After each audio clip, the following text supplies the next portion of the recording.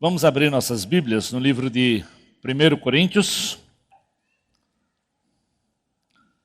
capítulo 1, primeira epístola do apóstolo Paulo aos Coríntios.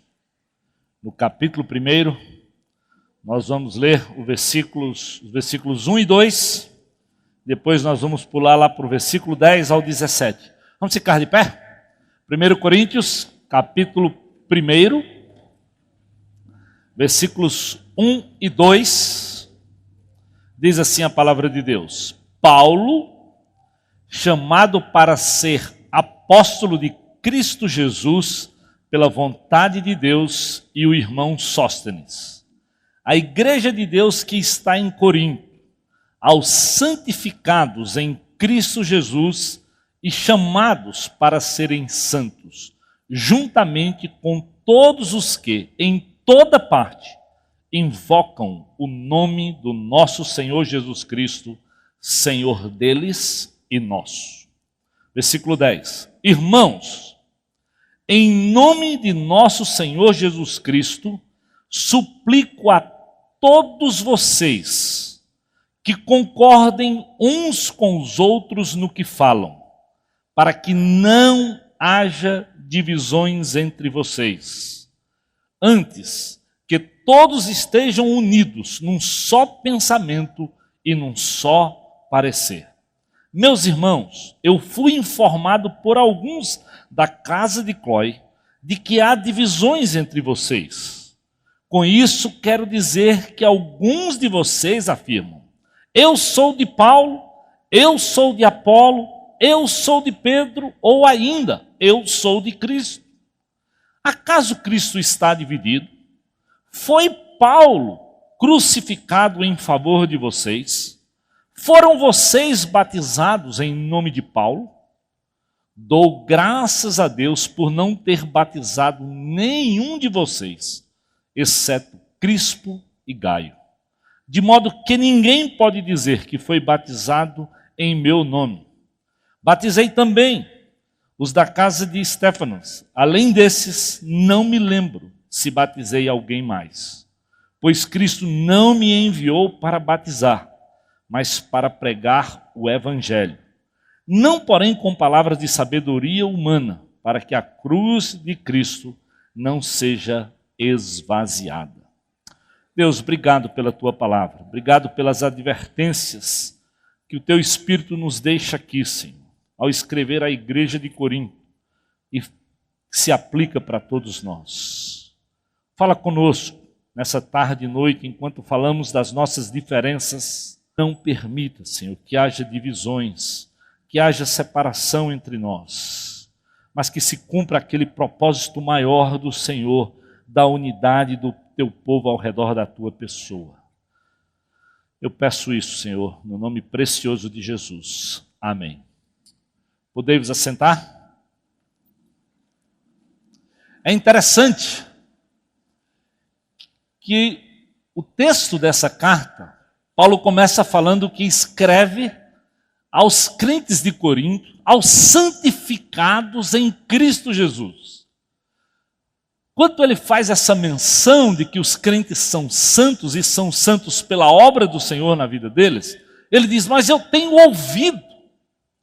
Chega aqui ao meu conhecimento, lembra, Paulo não estava lá em Corinto, era uma carta que ele estava escrevendo, porque ele estava longe do povo, que há entre vocês divisões.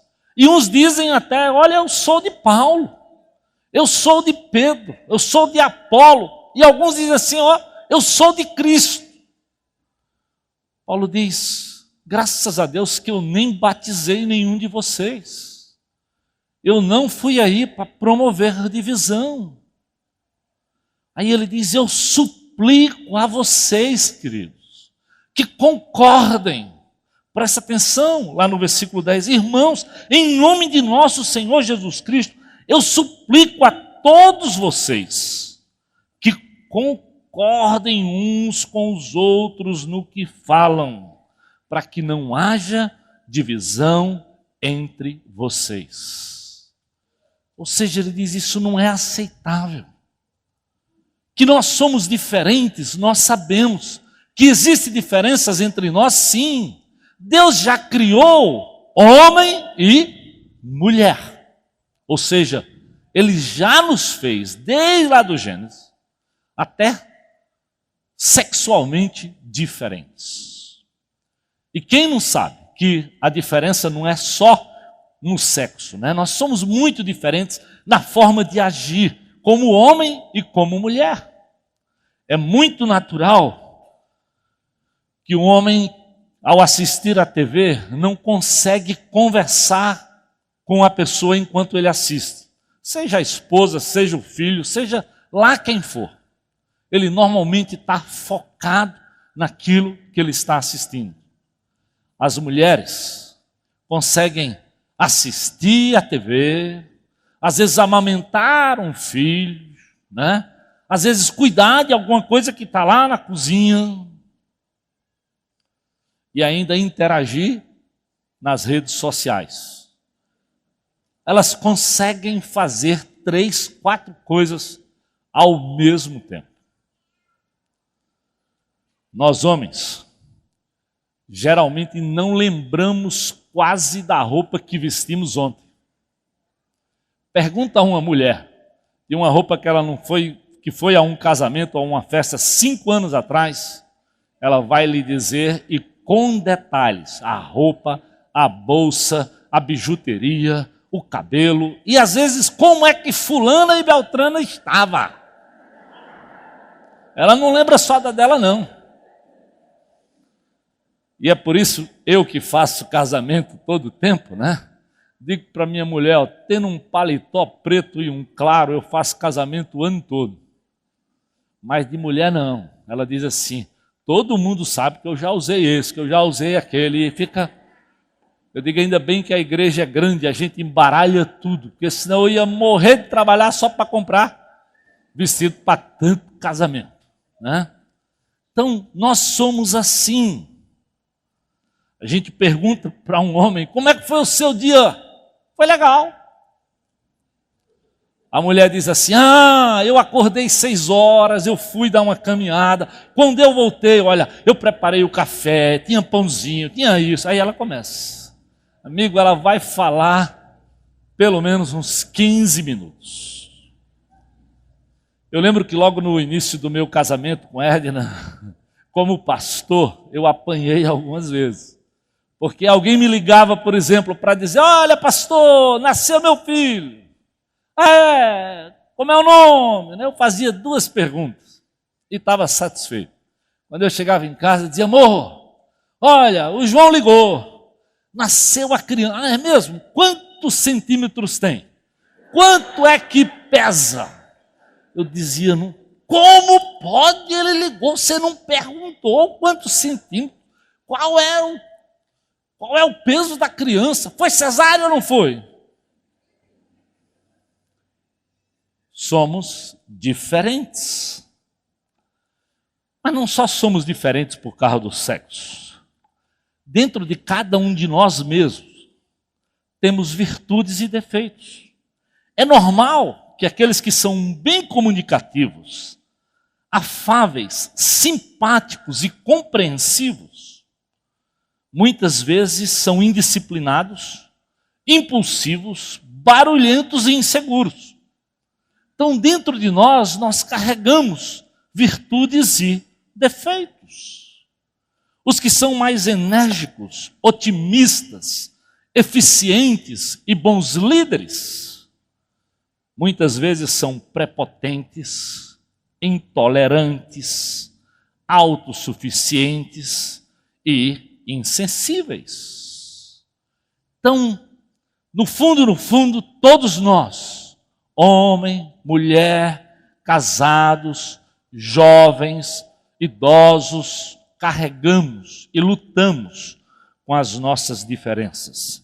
Trazemos marcas, às vezes, da família que fomos criados, do estado onde nascemos, da cultura, do país que pertencemos. Coisas que marcaram tua história, que marcaram tua vida. Eu já disse aqui que eu lembro que, já casado com a Edna, então a gente já tinha uma certa caminhada, né?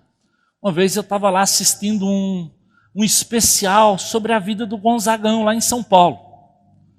E ao assistir aquele especial, eu que fui criado no sertão de Pernambuco, eu me identifiquei com muita coisa e naturalmente, à medida que eu ouvi aquilo, eu comecei a chorar, lembrando da minha infância, de uma série de coisas. E ela olhava para mim e ela não entendia nada. Ela foi criada em São Paulo. Ela não viveu no sertão. Ela foi criada numa grande cidade. Ela foi criada no meio evangélico. Eu fui criado numa família bagunçada. Então trazemos marcas, algumas boas, outras ruins, outras do próprio local.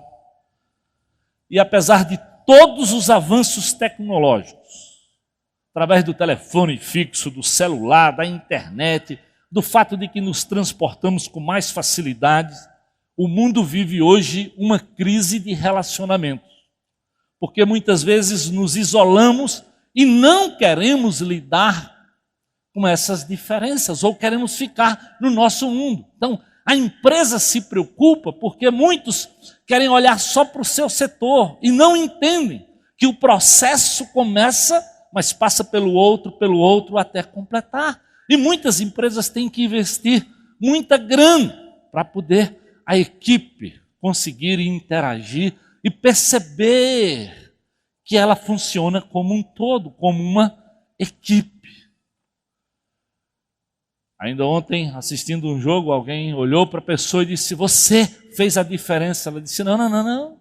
Todo mundo fez a diferença. Às vezes nós pensamos o que não devemos a respeito de nós mesmos. Então, o próprio Estado investe, porque as pessoas, por não se relacionar, muitas vezes vão para o álcool, vão para a droga e se isolam do mundo. E aí precisamos gastar muito dinheiro para tirar as pessoas dos seus vícios e das suas compulsões. A igreja de Jesus, gastamos muito tempo aconselhando, às vezes, as diferenças entre irmãos e até entre marido e mulher. Quanto do meu tempo eu tenho gasto durante os meus 30 anos de ministério para tentar aproximar marido de mulher. Já chegaram alguns em casa que não queriam dar uma palavra, como se um sentasse no sofá e o outro sentasse no outro e dissesse: pastor, fica no meio, porque senão vai quebrar o pau. Como pode? Relações que começamos de amigos, de pessoas com quem gostamos, quando as diferenças vêm, nós não queremos tratar. Paulo diz: eu suplico, Coríntios, que vocês concordem naquilo que fala. Eu suplico que não haja divisão entre vocês. Eu suplico que vocês aprendam a conviver com os diferentes. A primeira grande fonte de diferença, meu querido, começa em você mesmo.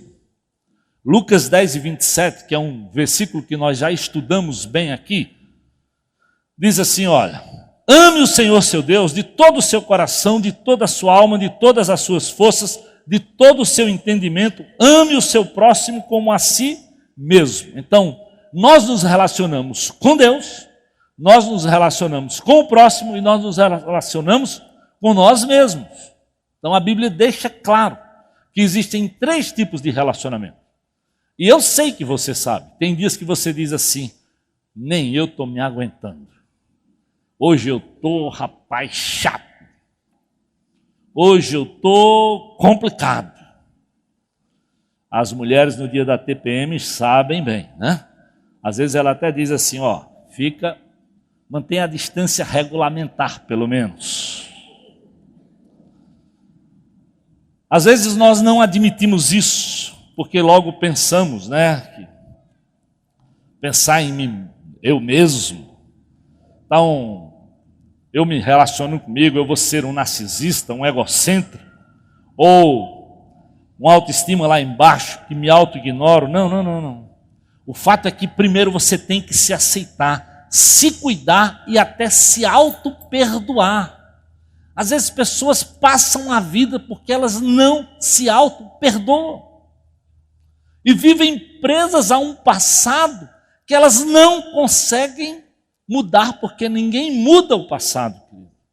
E por isso a palavra de Deus diz para a gente olhar para o hoje. Por isso lá no Celebrando, cada dia o importante é que hoje eu não fiz isso. Jesus já lhe perdoou. Jesus já tratou com você. Por que você vai ficar preso a uma coisa lá do passado? Isso lhe segura e não faz você dar o próximo passo. Então, olhe para dentro de você mesmo, para que você se relacione melhor. E como você vai fazer isso? A primeira coisa, a primeira atitude que você deve tomar para o seu relacionamento com você mesmo é: não se menospreze. Diga aí para o seu amigo: eu não sou um gafanhoto. Diga lá. Sabe por quê? Eu vou lhe dizer por quê. Porque em Números capítulo 13, lá no Velho Testamento, o povo de Deus se menosprezou de tal forma que eles disseram assim: nós somos como um gafanhoto aos nossos olhos. Lá no final, Números 13, de 26 a 33, você não precisa ler o texto todo, mas o povo diz assim: aos nossos olhos nós somos muito pequenos, nós não temos forças, lá do outro lado tem gigantes, somos como nada, somos como gafanhotos. Querido, quando você se rebaixa assim, quando você se sente assim, você não dá o próximo passo. E o alvo daqueles 10 espias era que o povo não entrasse na terra prometida. Graças a Deus, que no meio daqueles tinham 2, Josué e Caleb, que disse: não, Deus é poderoso, vamos lá, pessoal, sai dessa, senão nós vamos ficar parados.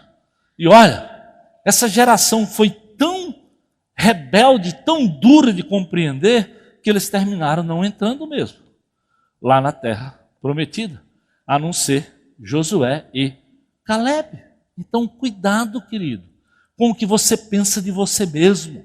Às vezes é sua própria autoestima que não lhe deixa se relacionar com as pessoas. Você pensa exatamente assim: eu não sou nada, eu não posso, ele é grande, eu não tenho força, eu sou como um gafanhoto. Provérbios 23, 7 diz: assim como o homem se imagina em sua alma, assim ele é. Então o problema às vezes não está no outro, querido, está em você mesmo. Avalie, pode ser por marcas, pode ser pela criação, tem uma série de coisas que podem ter acontecido na sua vida, que talvez lhe deixaram dessa forma. Mas acredite, em Jesus há poder, há vitória, há libertação para tudo isso, meu querido, tudo isso. Então nós não vamos viver presos a um passado, pelas marcas, seja da família, seja lá do que tenha acontecido na tua vida ou na minha história. Nós precisamos criar um mínimo de autoestima, senão as nossas diferenças vão ser cada vez mais exaltadas pelo nosso próprio problema interior. Outra atitude que você deve tomar, além de não ser um gafanhoto, você também não pode ser um prepotente, ou seja, um Nabucodonosor da vida. É interessante, no livro de Daniel, do profeta Daniel, lá do Velho Testamento, no capítulo 3, a Bíblia fala de um homem muito poderoso chamado Nabucodonosor. Pense que nome bonito para você colocar no filho. Nabucodonosor. Mas esse camarada aqui, meu companheiro, era prepotente. Sabe o que ele queria? Que todo mundo o adorasse. Eu sou o cara. Todos deveriam se prostrar. Ele mandou fazer uma grande estátua dele e todo mundo tinha que se prostrar diante da sua estátua. Ele decretou, pense aí, um feriado nacional em sua homenagem. Está tudo escrito lá em Daniel, capítulo 3. Ele chegou a acreditar que ele era um Deus. Por isso ele queria adoração. E por isso Daniel e os seus amigos tiveram dificuldades em se relacionar com Nabucodonosor.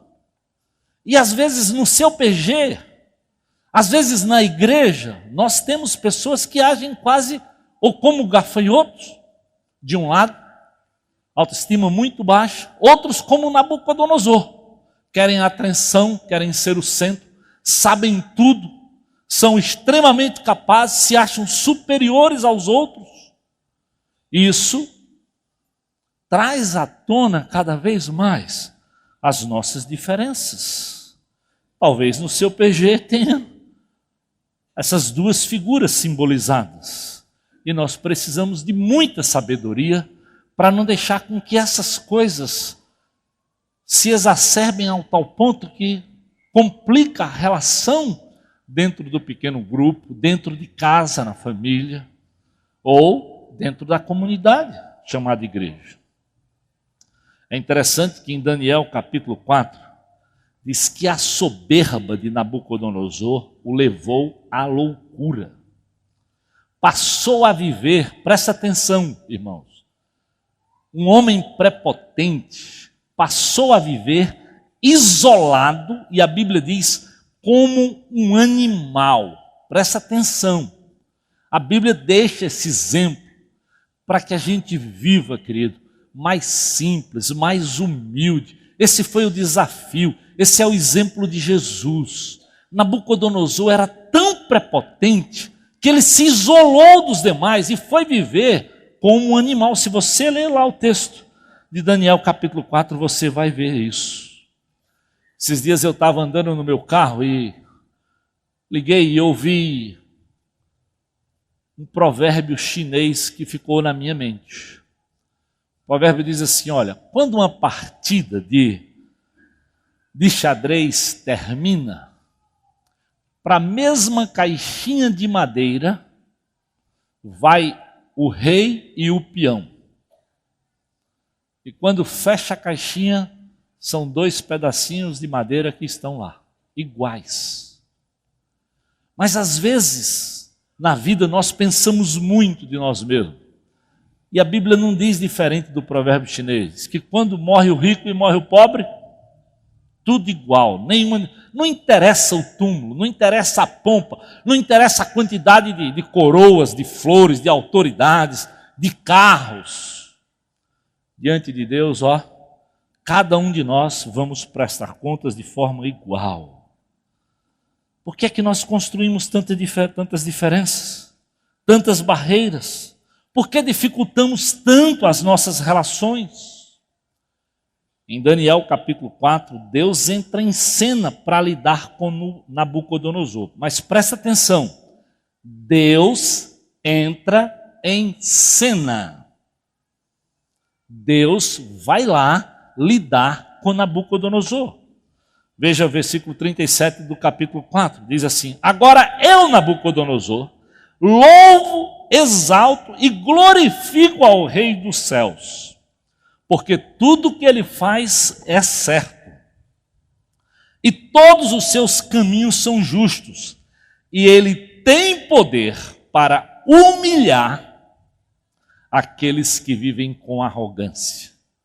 Meus amados, eu não preciso humilhar ninguém, você não precisa, nem alguém do seu PG, nem alguém do seu trabalho, nem alguém da sua casa, não precisamos. Deus é soberano, Ele lida, Ele vai cuidar, Ele vai quebrantar o coração, mas deixa Deus lidar. Lembra do filho pródigo? O pai implorou, fez tudo para que ele ficasse em casa, e o menino insistiu na rebeldia e foi, até que Deus encontra com ele lá na hora que ele está comendo com os porcos, e o humilha e o faz compreender que ele estava errado. O Espírito de Deus não precisa da minha ajuda e da tua ajuda, querido, para humilhar ninguém. Nós podemos sentar, nós podemos conversar, nós podemos tratar as nossas diferenças, mas sem ter que humilhar quem quer que seja. Isso é tarefa do Deus Todo-Poderoso. Ele pode fazer isso, eu não. Você não. E Deus não se nega a lidar. E Ele lida com pastores, com líderes, com funcionários. Nós temos que lidar com todas essas diferenças, querido. E Ele age, humilha, exalta e acalma. Eu lembro que uma certa vez, lá no colégio, eu fui diretor do Querigma durante 12 anos. E na educação infantil, tinham duas crianças, bem no início. Aquela idade em que a primeira reação de uma criança é, para dizer que ela é forte, ela morde a outra, né? Então faz parte natural da estutícia da criança, quando alguém pega no brinquedo dela, e ela ainda não sabe, ela vai lá e morde. E tinham dois garotinhos na mesma sala, um filho de um delegado e um outro filho de um juiz de direito. E o que era filho do delegado era bom no dente, que era uma graça. Qualquer coisinha ele ia lá e mordia. E aquele cidadão veio lá e falou com a professora, e a professora tentou cuidar, mas dava uma pausa, ele ia lá e mordia o garoto. Isso chegou ao conhecimento da supervisora e ficou todo mundo ligado nas crianças para não deixar morder. E uma hora lá, na hora da saída das crianças, já todo mundo lá no pátio, várias crianças brincando, né? Aí os dois, o outro lá deu bobeira lá e fez, o outro mordeu. Na hora que ele está mordendo, quem está entrando no portão? O pai, o juiz, vendo o filho dele levando uma mordida. Estou falando de criança de 3, 4 anos. E aquele homem foi para cima daquela criança, pegou pesado, colocou o dedo. A professora ficou desesperada com aquela cena. E me ligou no final da tarde: pastor, olha o que aconteceu, amanhã nós precisamos conversar com esse homem. Meu Deus, vai o pobre diretor, pastor, enfrentar o juiz de direito, que tinha como causa o próprio filho. Meus amigos, eu liguei para muita gente do pequeno grupo para orar, porque eu não sabia o que ia acontecer. Mas, de manhã, eu levantei e fui para a porta do colégio para esperar. Para minha surpresa, ele chegou primeiro do que eu. E para a glória de Deus, ele pediu perdão à professora, ele pediu perdão àquela criança, ele me pediu perdão pela bobagem que ele tinha feito. Deus faz a parte dele, querido. Principalmente quando nós oramos, quando nós intercedemos, Ele é capaz de nos humilhar e nos fazer ver de outra forma. Então, não seja um gafanhoto, não seja um Nabucodonosor. O que é que a Bíblia diz? Qual é a terceira atitude para você se relacionar bem com você mesmo e poder conviver bem com o diferente? Seja moderado. Olha só, leia aí Romanos 12, 3. O que é que Paulo diz? Por isso, pela graça que me foi dada, eu digo a todos vocês: ninguém tenha de si mesmo um conceito mais elevado do que deve ter, mas, ao contrário, tenha um conceito equilibrado, de acordo com a medida da fé que Deus lhe concedeu. A palavra de Deus está dizendo: não precisa ir para o extremo, nem gafanhoto, nem Nabucodonosor. Equilíbrio, querido. Senta, conversa. É incrível como a palavra de Deus diz para nós: nós não precisamos nos conformar com esse mundo. Esse é o contexto que antecede esse versículo 3. Paulo está dizendo: crentes, não vos conformeis com esse mundo, antes transformai-vos pela renovação da vossa mente. Ele diz: por isso eu peço a vocês que sejam moderados, não se achem mais do que convém, Não se achem superiores aos outros. O segredo é equilíbrio, querido. É pensar moderadamente. É o que a palavra de Deus nos diz em Filipenses 4 e 5. Seja a vossa moderação, ou seja a vossa amabilidade conhecida por todos. Por quê? Porque o Senhor está perto. Presta atenção ao detalhe. O Senhor sempre está perto, Ele sempre está vendo. Não pense que Deus não vê a sua grosseria, vê. Não pense que Deus não vê a sua prepotência, vê. Ele viu a de Nabucodonosor, Ele vê a minha e a sua. E mais cedo ou mais tarde, Ele vai lidar ou comigo ou contigo. Ele vai te ensinar, às vezes de forma muito dura e difícil, como foi o caso de Nabucodonosor. Ter que comer no campo, ter que se isolar. É duro ver que pessoas assim, às vezes se isolam, eles não podem ir para pequeno grupo nenhum, eles não querem ser tratados, eles não querem lidar com os diferentes. Existem pequenos grupos que não querem que ninguém entre, porque não, nós já criamos aqui a nossa turminha dos mais ou menos iguais, os mais ou menos agraciados. Não é essa graça que Paulo está falando, não. A graça de Jesus me aceitou, aceita você como eu sou, querido, como você é. Cheio de falhas, cheio de dificuldades, cheio de traumas. Qual de nós não encontramos pessoas que deixaram marcas? E por que é que nós vamos agora marcar os outros? Que incoerência! Que loucura! Era isso que Paulo diz, não é possível, Coríntios, que vocês que foram chamados, que foram santificados em Jesus, vão viver dessa forma. Não é possível, PG. Não é possível, irmão em Cristo, que você não pode pertencer a nenhum grupo pequeno porque você foi traumatizado. Tem alguns que é assim, não, porque eu já tive uma decepção. Ah, é? Então para de trabalhar, porque se você nunca teve decepção no trabalho, você é um preguiçoso, porque se você trabalha, você já teve. Mas para trabalhar, para trazer comida para casa, você não larga o osso. Mas para ir conviver, para ir aprender da palavra, aí você não vai. Isso é insubmissão, isso é inconsequência. Isso não faz sentido. Isso mostra que você prioriza mais, às vezes, as coisas terrenas do que as coisas lá do alto. Não, meu amigo, não vai nessa caminhada, não. Colossenses 4 e 6 diz que as nossas palavras têm que ser temperadas com sal. A Bíblia nos desafia a simplicidade da pomba e a prudência da serpente. De um lado, simples, do outro, prudente, equilíbrio. Eu espero, querido, se você lidar com você mesmo dessa forma, vai lhe ajudar a lidar com o outro. E agora vamos falar da segunda fonte das nossas diferenças, quando nós nos relacionamos com o outro.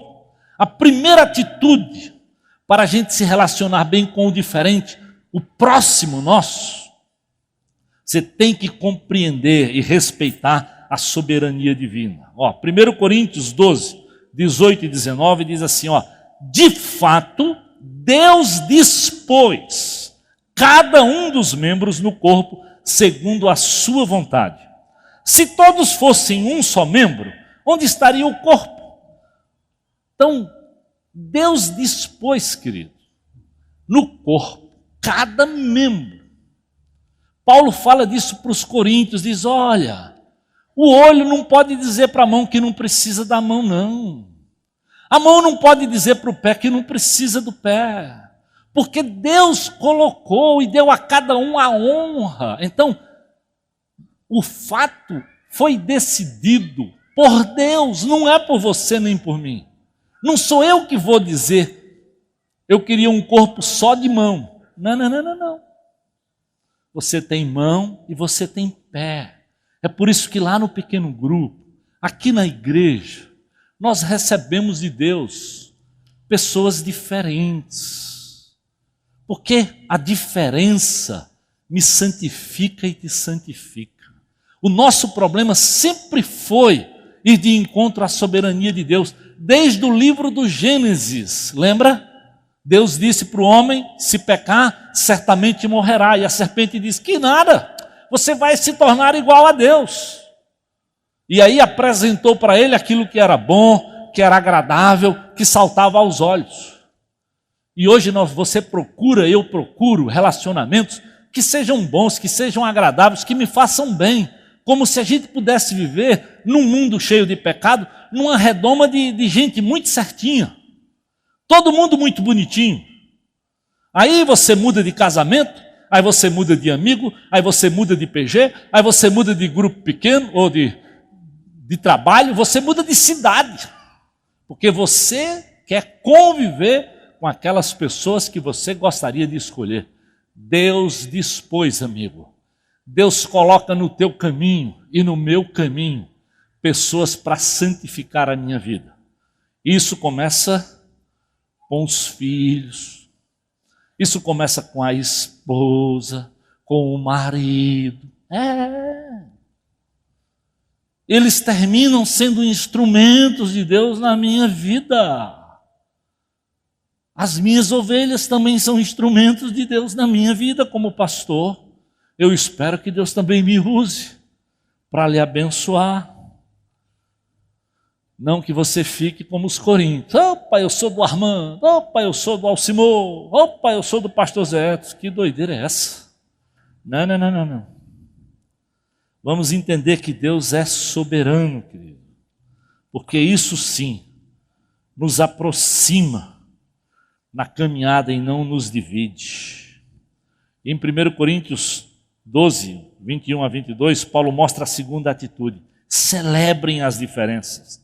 Ele diz, o olho não pode dizer à mão, não preciso de você, nem a cabeça pode dizer aos pés, não preciso de vocês. Ao contrário, os membros do corpo que parecem mais fracos são indispensáveis. É incrível como Deus é sábio. Aquilo que você pensa que não tem importância, Deus diz, é indispensável. Para Deus, querido, esse reino de Jesus não bate com aquilo que nós queremos no nosso egoísmo.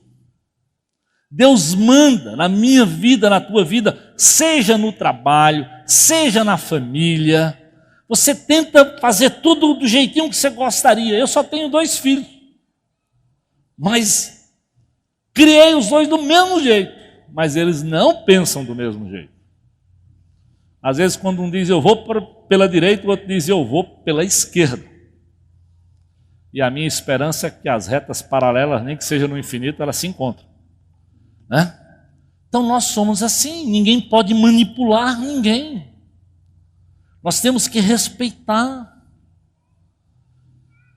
Eu lembro de um livro que eu estudei com um pequeno grupo, que dizia assim, né? Homens normalmente são ostras, mulheres são como pés de cabra.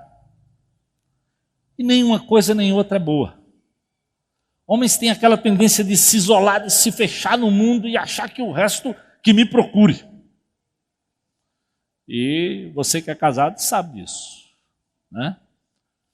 E as mulheres, às vezes, elas ficam forçando a barra, como um pé de cabra mesmo, tentando arrebentar a fechadura, né? E falam demais. Aí o provérbio diz, fala menos, senão o cara vai querer morar no deserto e nunca vai querer morar contigo. Porque ele não aguenta. Pode aplaudir o Senhor mesmo, não a mim. Aprecie, querido, a contribuição de cada um, de cada um. Deus quer a contribuição, a sensibilidade do lado feminino nas nossas relações, na nossa amizade. Deus quer a contribuição e a liderança masculina para que a coisa possa caminhar bem. Mas acima de tudo, a terceira grande atitude para a gente ter um bom relacionamento com o diferente no que diz respeito ao próximo, Jesus nos ensina lá em Mateus capítulo 7:3. Se veja na foto, meu querido. Olhe para você. Olha o que o Senhor diz, ó. Porque você, eu vou pegar aqui uma coisinha que está aqui, ó. você repara o cisco que está no olho do seu irmão e não se dá conta da trave que está no teu próprio olho. Eu trouxe aqui um ciscozinho, está na minha mão. Quantos de vocês estão vendo o ciscozinho aqui na minha mão?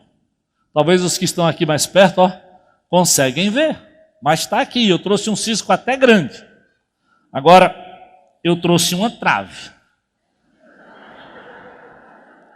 Eu quero saber quem não está vendo esse negócio aqui. Aí você tem que ir para o oftalmologista rápido, né? E o que o Senhor está dizendo é, para ver o cisco que é tão pequeno no seu próprio olho, você não percebe. Mas está lá. A trave você logo capta. Está no teu próprio olho, pertinho de você, e você consegue ver a distância. É aquela história da pessoa, né? Que quando olha uma folha A4 inteirinha branca, mas tem um pontinho preto, ele fixa exatamente no pontinho preto. E consegue maltratar o outro, consegue focar no defeito, consegue focar naquilo que coloca para baixo. Pastor Armando, quando falou sobre o pacificador, disse, por isso, 1% é como 100%, e para Deus é mesmo. Eu diria que para Deus é até mais, sabe por quê? Olha o que aqui Tiago diz para nós, capítulo 2, versículo 10. Quem obedece toda a lei, eu estou falando do Novo Testamento, viu pessoal? Tiago 2, versículo 10. Quem obedece toda a lei, mas tropeça em apenas um ponto, torna-se culpado de quebrá-la inteiramente. Você está entendendo? Se você disser que obedece tudo, mas você quebrar um ponto, Tiago diz, pela lei, você quebrou ela inteiramente. É por isso, querido, que ninguém pode ser justificado pela lei. É por isso que se Deus não for gracioso contigo e comigo, não tem esperança para nenhum de nós. E se Deus me trata assim, lhe trata assim, por que é que nós vamos tratar o outro com tanta dureza, com tanta perseguição, com tanta lei, com tanta força, com tanta exigência? Percebe? Como você olha o cisco e não repara a trave que está dentro do teu olho, está pertinho, porque além de ser maior, está pertinho do teu olho. Tiago 3,2 diz, todos tropeçamos de muitas maneiras. Se alguém não tropeça no falar, tal homem é perfeito, sendo capaz de dominar todo o seu corpo. Se você não tropeçasse no falar, você seria perfeito. Mas qual de nós não já tropeçamos no que falamos, no que dizemos, de como agredimos o outro? E sabe, a lei, nós já vimos aqui outro dia, tem mais de 600 mandamentos. Então, se você quebrar um, a Bíblia diz que você falhou. E olha, 1 em 600 é aproximadamente 0,15%. Você percebe que não adianta você focar na falha do outro. Você precisa olhar primeiro para você, meu amado. Eu não mudo você. Você não me muda. Nós temos que olharmos para nós e tomarmos medida, cada um de nós, na direção daquilo que a gente sabe que agrada a Deus. Seja marido, seja mulher, seja amigo, seja filho em relação a pai, seja pai em relação ao filho. É por isso que lá em 1 Pedro capítulo 3, versículo 1, mulheres, Deus diz assim, mulheres, sujeitem-se ao seu marido. Se ele não obedece à palavra, ele precisa ser ganho sem palavra pelo seu procedimento. Deixa Deus fazer a obra. E Deus faz, Ele é fiel, Ele muda pessoas. Ele mudou a minha história. Ele mudou a tua história. Eu não fui criado por uma família evangélica. Deus foi ao meu encontro quando eu estava na bagaceira, querido. Então eu sei que Ele vai. Eu sei que Ele pode ir ao teu encontro hoje. Ele pode mudar a tua história hoje. Talvez você carrega coisas da sua vida por anos que você não se vê, não se perdoa, não resolveu diante de Deus. Determinado domingo de manhã, eu saí aqui da igreja e eu fui num supermercado que eu nunca tinha ido nele nenhuma vez. Eu entrei lá pela primeira vez para comprar uma coisinha só para ir para casa almoçar. Quando eu peguei a fila do caixa, tinha 3 caixas, eu peguei a menor. Tinha eu, uma outra mulher e uma mulher lá na frente. Aquela mulher que estava no caixa sendo atendida, olhou para mim e disse assim: por acaso o senhor é o pastor Edson, que foi diretor do Querigma? Já fazia pelo menos 6 anos que eu não era mais diretor do Querigma. Só que eu tinha saído do Querigma já fazia 6 anos. Eu disse: sim, sou eu mesmo. Eu queria muito encontrar com o senhor. Eu quero dizer para o senhor negou o desconto do meu filho, mas o meu filho hoje está fazendo um mestrado lá na França, hoje ele é bem sucedido, graças a Deus que eu não precisei do seu colégio, mas meu amigo, ela abriu uma metralhadora, né? E eu fiquei olhando assim, que bom que o seu filho está bem. A mulher do meio disse assim: senhora, que bom que o seu filho não estudou nessa escola, né? Porque se ele foi tão bem assim, a senhora devia estar... Não, mas eu quero no olho, eu quero dizer que eu tenho um olho do senhor. Tá certo? Imagina quantos anos talvez ela carregou isso no coração. Quantos anos às vezes carregamos ódio, mágoa, porque não lidamos, porque achamos que o defeito é só outro, não nos vemos na foto, não olhamos para dentro de nós mesmos, quando a Bíblia diz: raiz de amargura brota, contamina, te faz mal, meu querido.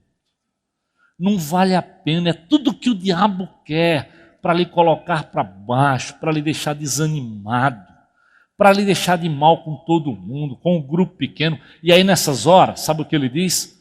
Cai fora, se isola. Quando o pecado entra, o homem foge de Deus, foge da igreja, foge dos amigos, foge da família, foge da esposa, foge da escola. Vai. É tudo que o diabo quer. A quarta e última atitude para um bom relacionamento está lá em Efésios 4:31. Haja, não reaja. Haja, não reaja.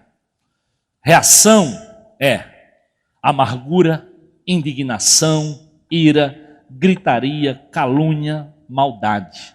A Bíblia diz: livre-se de todas essas coisas. Amargura, indignação, ira, gritaria, calúnia e maldade. Não deixe essas coisas tomar conta de você. Essas coisas pesam e lhe colocam para baixo, lhe deixam mal. Pessoas reativas são como homens-bomba, estão sempre prontos para explodir. E vivem mal com a vida, mal com todo mundo. São agressivas. Eu nunca esqueço que eu aprendi cedo a meditar quando um pastor me disse assim, olha, eu estava estudando um livrinho antigo chamado A Medida de um Homem Espiritual.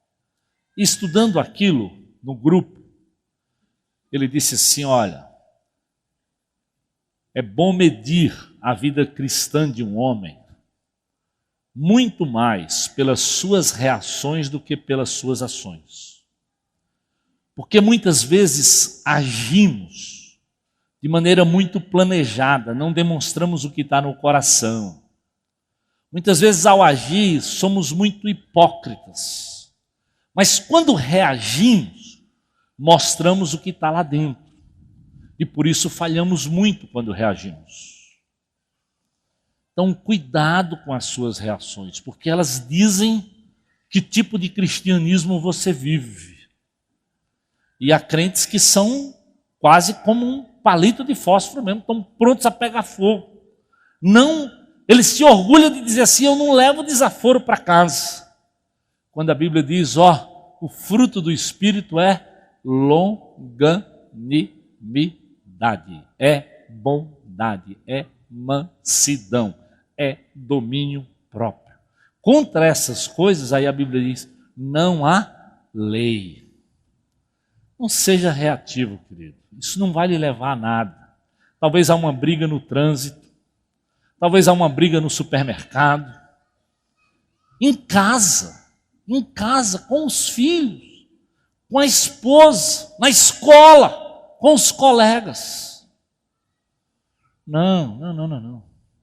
A Bíblia não espera que você trate as diferenças dessa forma, mas que você possa agir e agir da forma correta.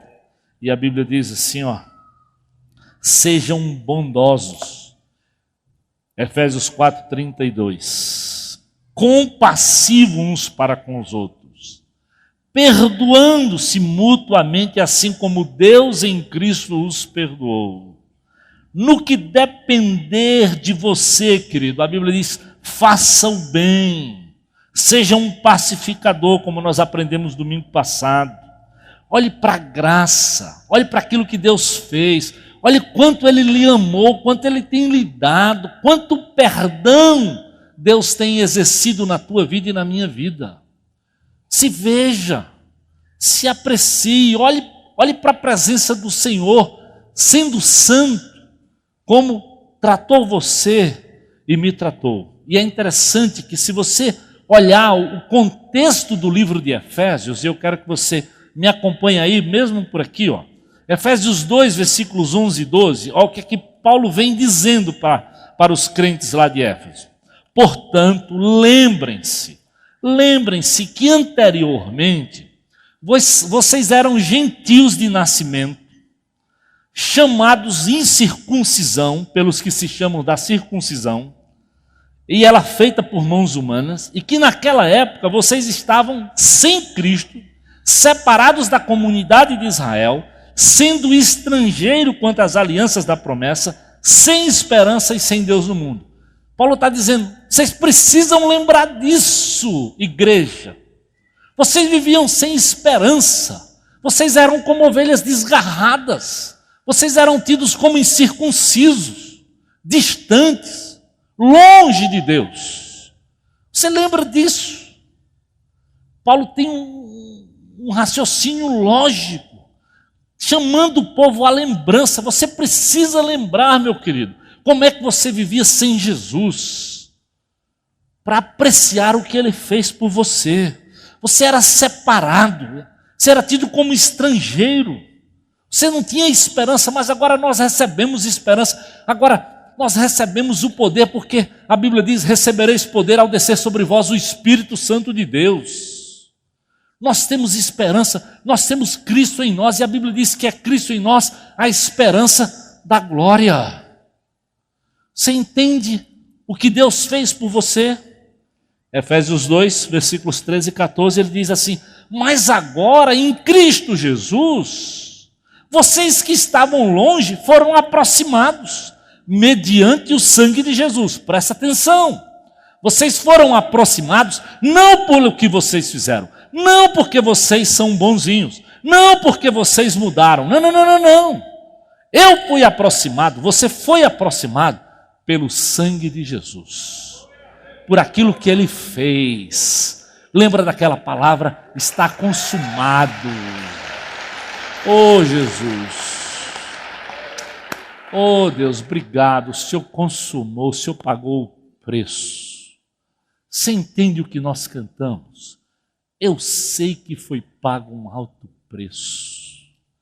É verdade, é o que Paulo está tentando dizer aos crentes de Éfeso. Vocês estão entendendo que vocês não tinham esperança, vocês eram tidos como incircuncisos, mas Jesus os aproximou, os comprou pelo seu sangue, os trouxe para perto, lhes deu esperança. Pois é, Ele é a nossa paz, diz o texto. Agora em Cristo Jesus, Ele é a nossa paz. De ambos ele fez um. Destruiu a barreira, o muro da inimizade. Presta atenção, essa palavra é definitiva. Ele destruiu a barreira. Ele quebrou a parede da inimizade. Ele nos aproximou de Deus através do seu sangue. É fato consumado. Isso bate com aquilo que ele disse lá na cruz. Está consumado. Versículo 19 de Efésios 2. Não somos mais estrangeiros nem forasteiros. Agora nós somos concidadãos dos santos e membros da família de Deus. Esse é o modelo, querido, para nós lidarmos com o diferente. É olhar como Jesus nos tratou.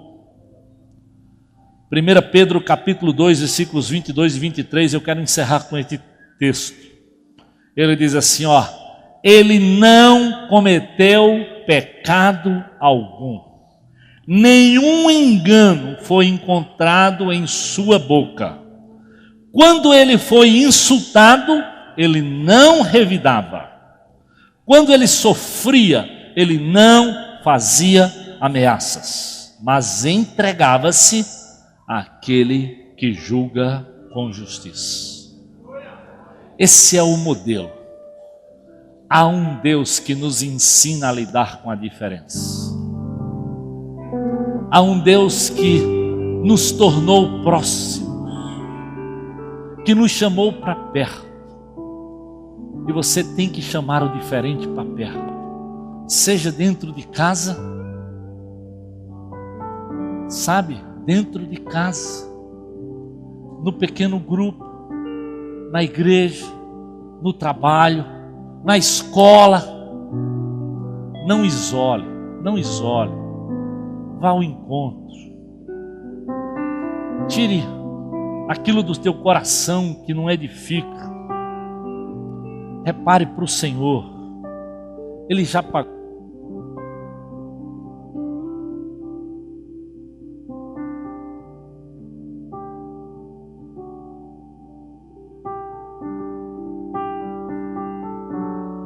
Ele já pagou esse preço tão alto, querido. Ele já derramou o seu sangue por mim e por você.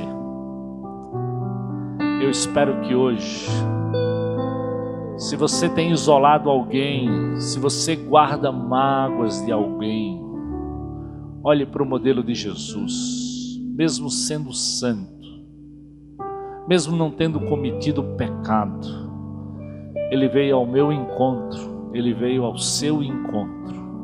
Ele firmou os meus passos, Ele firmou os seus passos.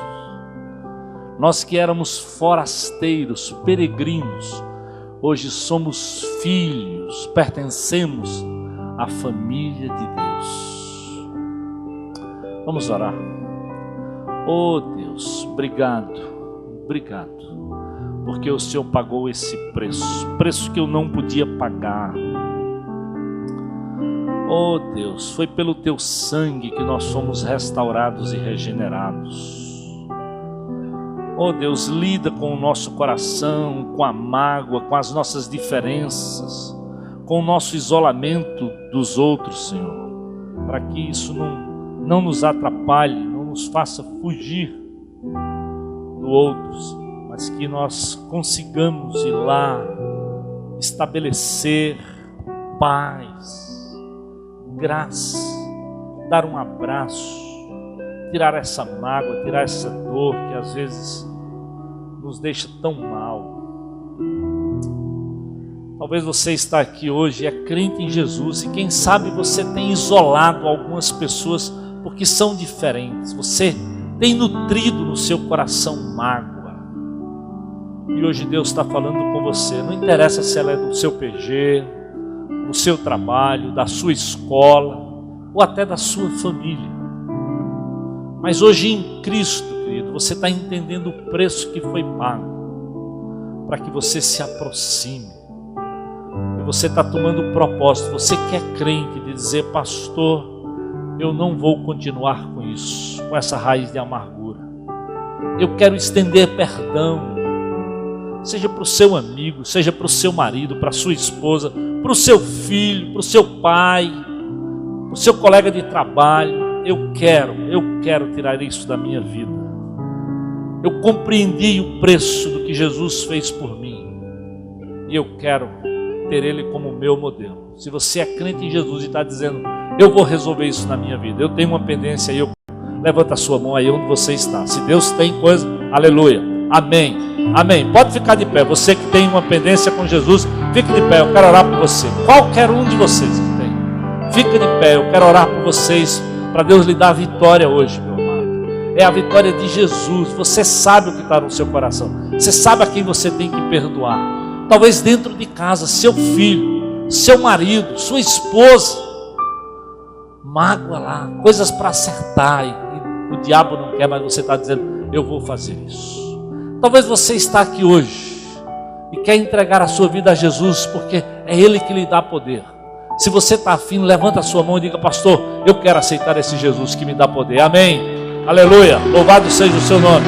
Há mais alguém? Levanta bem alto, balança aí para que a gente possa ver. Amém, estou lhe vendo lá atrás, dê um abraço. Há mais alguém aí? Você que está perto, dê um abraço nessa pessoa, nessas pessoas. Amém, glória a Deus, glória a Deus. Vamos ficar todos de pé, vamos orar ao Senhor por essas vidas que aceitaram Jesus, por essas pessoas que hoje estão dizendo, eu quero conviver com o diferente, eu quero restaurar meus relacionamentos. Obrigado, Senhor, mais uma vez, por essas pessoas que hoje decidem tirar esse peso do coração, restaurar as relações. Oh Deus, não permite que o diabo tire proveito nas nossas vidas. Nos faz conviver com os diferentes, seja no pequeno grupo, seja em casa, Senhor, seja no trabalho, seja na escola, Deus. Oh Deus, obrigado por esses que hoje entregam suas vidas a Jesus. Que o Teu Espírito confirme com eles, Senhor. Oh Jesus, é a nossa oração, é o nosso pedido, em nome de Jesus. Amém.